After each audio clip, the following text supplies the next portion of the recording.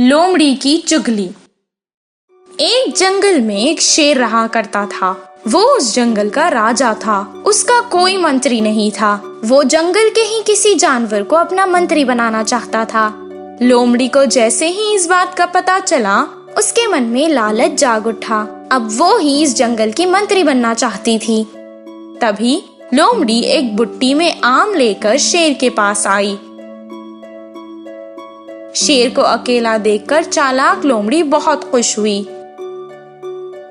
आम की बुट्टी उसने शेर को दे दी और कहने लगी, शेर महाराज, हमारे राजा जी को मेरा सलाम।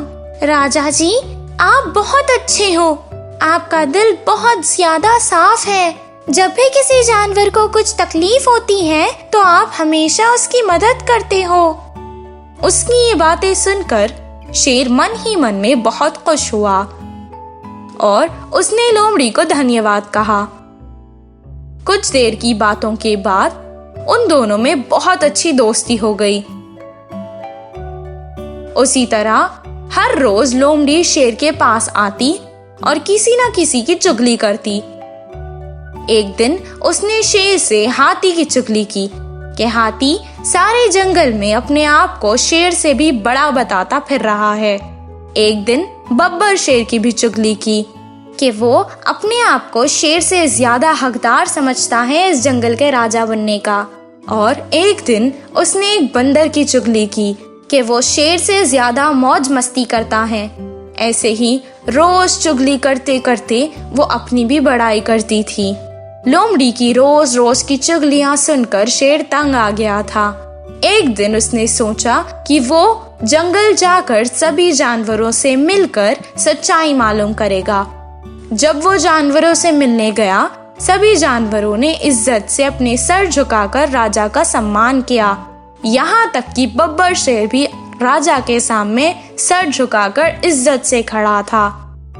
जैसे ही लोमड़ी को ये सब मालूम हुआ, वो तुरंत शेर के पास आई और कहने लगी, आप बहुत भोले हो। वो सब जानवर आपके आगे नाटक कर रहे थे। अगर मुझ जैसी चालाक मंत्री आपके साथ ना हो तो कोई भी आपको आसानी से बेवकूफ बना सकता है। उसकी मक्कारी बातें सुनकर शेर को बहुत गुस्सा आया और उसने बहुत जोर से छलांग लगाकर उसे एक चाटा मारा।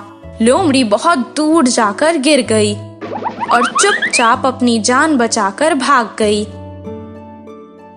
इस कहानी से हमें ये शिक्षा मिलती है कि अगर हम किसी का भी बुरा सोचेंगे तो हमारा भी कभी भला नहीं होगा।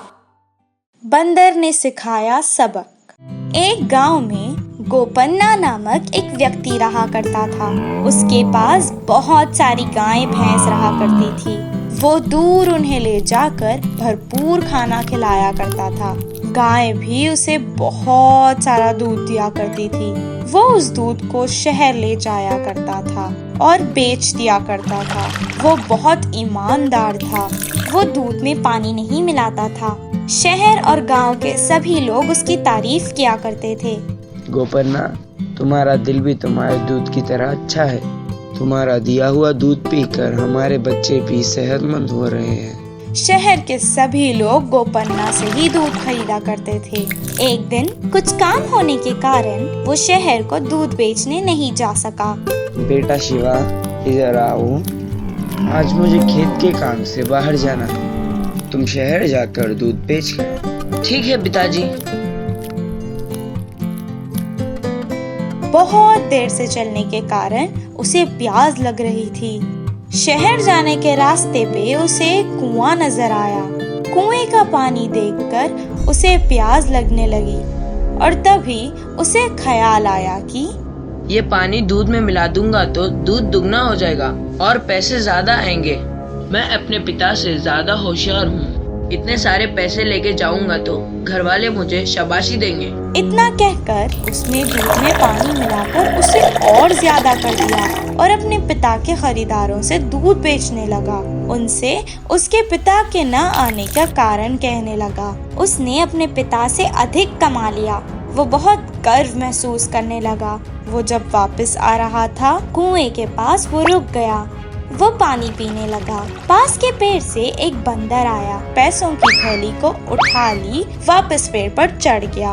ए बंदर, मुझे मेरी पैसों की थैली दे दो, वरना मैं तुम्हारा क्या करूँगा मुझे पता नहीं। जल्दी जल्दी एक एक सिक्का जमीन पर और एक एक सिक्का कुएं में फेंकने लगा। ए बंदर, ए बंदर। और जैसे ही थैली में पैसे खत्म हो गए, उसने थैली फेंक दी। उसका बेटा जमीन से सिक्के चुनकर वापस थैली में डालने लगा। दुखी बेटे को देखकर उसके पिता ने पूछा, क्या हुआ शिवा, क्यों उदास हो? बेटा कुछ ना कह सका। वो कुछ देर बाद थैली देखने लगा। इसमें तो 5 लीटर के दूध के ही पैसे हैं। इस बात को छुपाना सही नहीं सोचकर उसने सब कुछ अपने पिता को सुना दिया। उसने अपने बेटे से कहा, ओहो, तो ये बात है। वो बंदर ने तुम्हें सही सबक सिखाया। पानी के पैसे कुएं में डाल दिए और दूध के पैसे तुम्हें दे दिए। हिस्सा बराबर हो गया ना बेटा। उस बंदर ने तुम्हें सही सबक दिया। नाम कमाने के लिए कई साल लग जाते हैं और नाम बिगाड़ने के लिए सिर्फ कुछ पल। फिर कभी ऐसा मत करना बेटा। उस दिन के बाद से वो ईमानदारी से पैसे कमाने लगा। इस कहानी से हमें ये शिक्षा मिलती है कि अगर कभी भी हम किसी के नुकसान के बारे में सोचेंगे तो हमारा ही नुकसान होगा। बंदर के बच्चे का सवाल। एक जंगल में एक बंदर का बच्चा रहता था। वह हर समय जंगल में घूमते हुए सब जानवरों को देखता है। तरह तरह के पक्षियाँ जानवरों को देखते ही एक एक अलग अलग से क्यों है, ऐसे प्रश्न उसके मन में उठते थे। पता नहीं क्यों इस जंगल में सारे पक्षियाँ जानवर एक जैसे नहीं है। एक को पूंछ हो तो दूसरे को बड़ी पंख है। एक जमीन पर भागता है तो दूसरा पानी में तैरता है और एक हवा में उड़ता है। ऐसे क्यों, कुछ समझ में नहीं आ रहा। कोई भी माँ को पहले गुरु मानते हैं ना। मेरे सारे संदेह प्रश्न माँ से जान लूंगी, बोल के माँ के पास गया।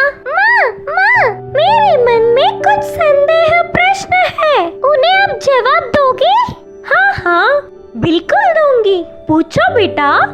उस जंगल में सब अलग अलग है, ऐसे हमें इतने लंबे पूंछ क्यों है?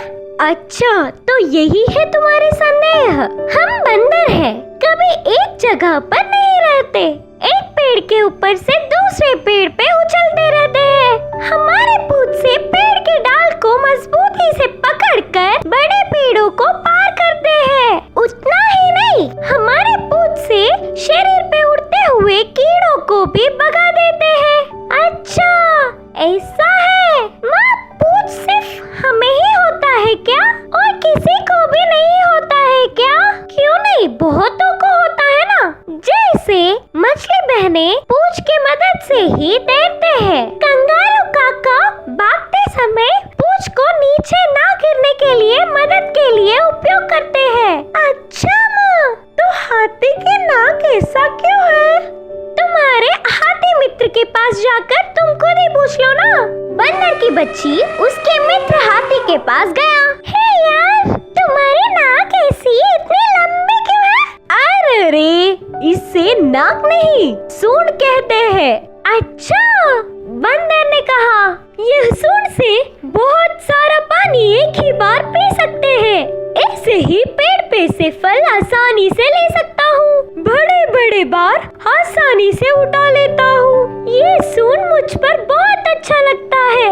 हाँ, बिल्कुल सच है। हाथी और बंदर नदी के किनारे जा रहे थे तो एक मछली पानी में उड़ती हुई दिखी। मछली दोस्त, तुम क्यों हमेशा पानी में ही रहते हो? डर नहीं लगता क्या?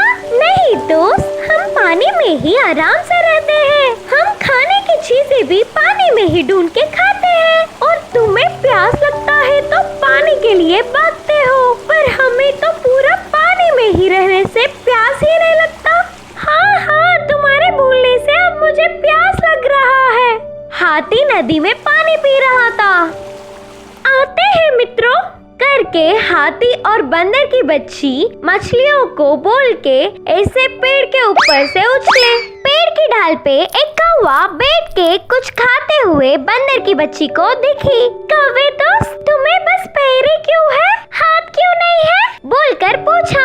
हमें हाथ नहीं होते, उसके स्थान पर पंख रहते हैं। उन पंखों की मदद से हम कितनी दूर चाहे उतनी दूर उड़ सकते हैं। ऐसे उड़ते हुए हम खाना खा लेते हैं। ऊपर से हम मौसम का हाल पहले ही जान लेते हैं। तब जल्दी से पंखों की मदद से किसी सुरक्षित जगह पर पहुंच जाते हैं। ओह अच्छा, बोल के उधर से बंदर की बच्ची निकलकर अपनी माँ के पास पहुंच गया।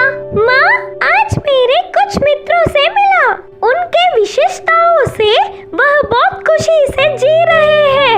मैंने अपनी आंखों से देखा। माँ, मैंने जान लिया कि ये भगवान की सृष्टि में हमारे जानवरों की दुनिया बहुत ही अद्भुत है। ऐसे बच्चा खुशी से बोलने पर माँ भी बहुत खुश हुई। इस कहानी की नीति यह है कि खुद अकेले की दुनिया तो नहीं होती, लेकिन जो उसी दुनिया को अद्भुत मान लेता है ना, उनको उससे बड़ी खुशी की बात होगा ही